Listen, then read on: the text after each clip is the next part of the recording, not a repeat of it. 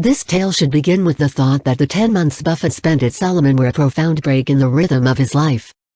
Warren Buffett is an executive accustomed to making maybe one big investment decision a year, but Salomon left him dealing with 25 operating decisions a day.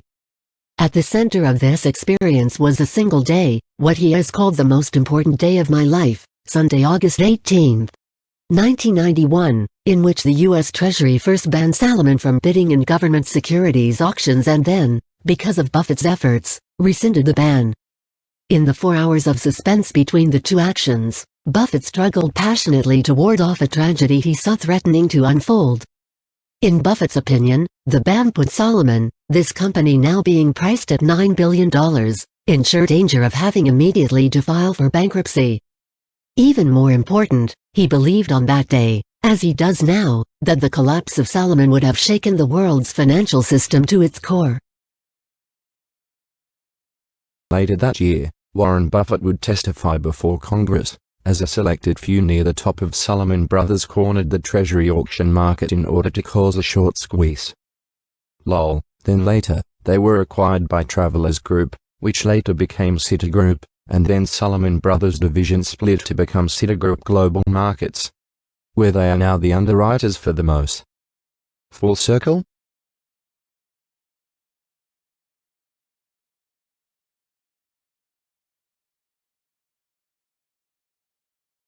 They didn't disappear at all, they're still alive and well today, deep within the city infrastructure. What's absolutely insane is that they owned the majority of Building 7, that's right, in New York City, the one that mysteriously collapsed without injury.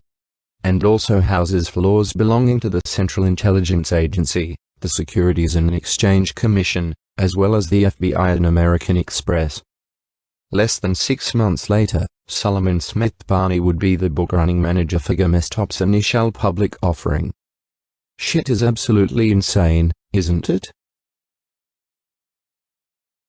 Thank you for the opportunity to appear before this subcommittee. I would like to start by apologizing for the acts that have brought us here. The nation has a right to expect its rules and laws to be obeyed, and at Salomon, certain of these were broken. Almost all of Salomon's 8,000 employees regret this as deeply as I do, and I apologize on their behalf as well as mine. My job is to deal with both the past and the future. The past actions of Salomon are presently causing our 8,000 employees and their families to bear a stain. Virtually all of these employees are hardworking, able, and honest. I want to find out exactly what happened in the past so that this stain is borne by the guilty few and removed from the innocent. To help do this, I promise to you, Mr. Chairman, and to the American people, Salomon's wholehearted cooperation with all authorities.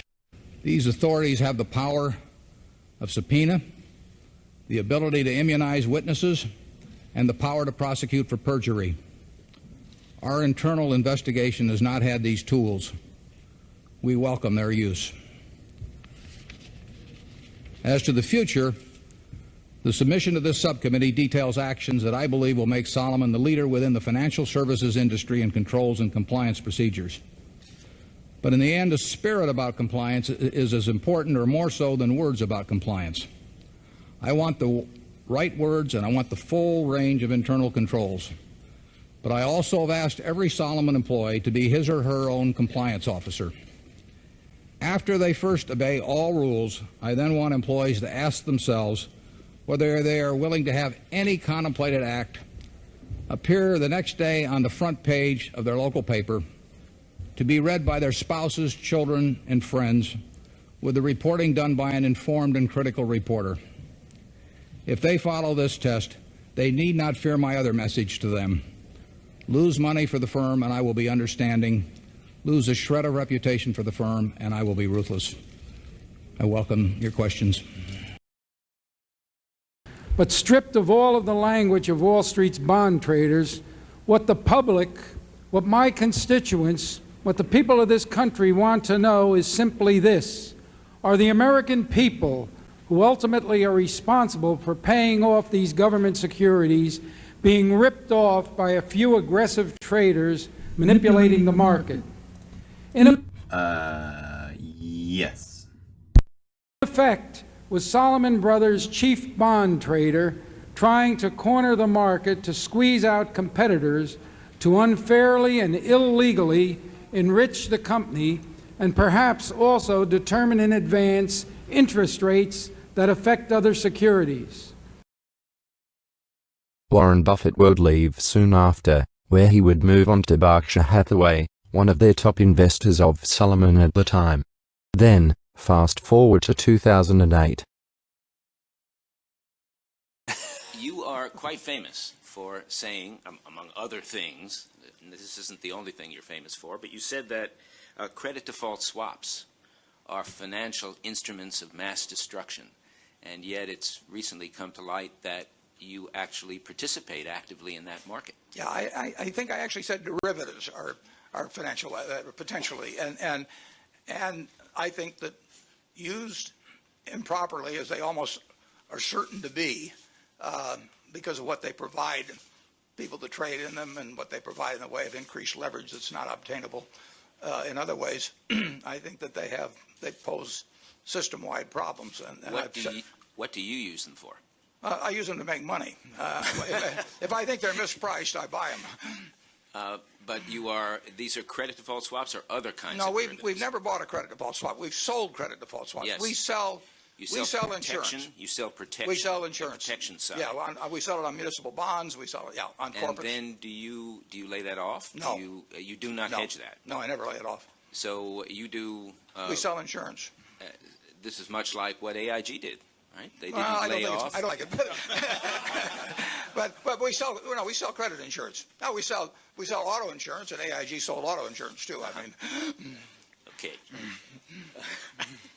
All right, I have no further questions. Thanks very much. Could I bring up one point in Sure. connection with it? Because it gets back to a point that was made earlier about the laws getting on the books and never getting changed.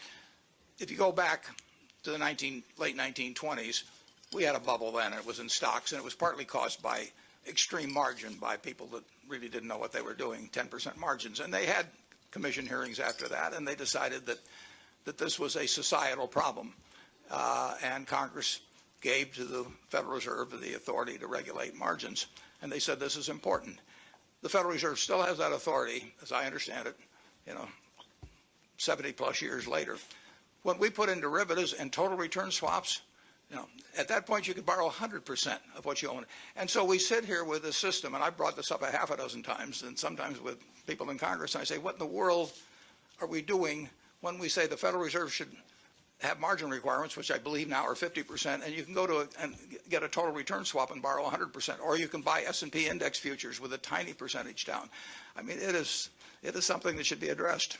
I thought maybe I misread this in the newspapers, but I thought your problem with some of the legislation that is going through had to do with the fact that you didn't want to put up the collateral, which substitutes for the margin. In terms of contracts that were negotiated several years ago, there was one price for collateralized contracts and another price for uncollateralized. We simply, and incidentally, Coca-Cola, Anheuser-Busch, thousands of companies negotiated under that basis. We say if we're required to substitute an uncollateralized contract and make it a collateralized contract, before we send that money to Wall Street, we should get paid for the difference in those two types of contracts, because they are two different contracts, just like changing the price or changing the maturity. And there's a very significant difference in price. And not only we, but hundreds of end users would be required to send money to Wall Street firms, contrary to the contract they originally negotiated, and contrary to the price differential that existed between those two types of contracts. So you don't have any objection to doing it in the future when you use it? No, not in the least. And I don't even object to.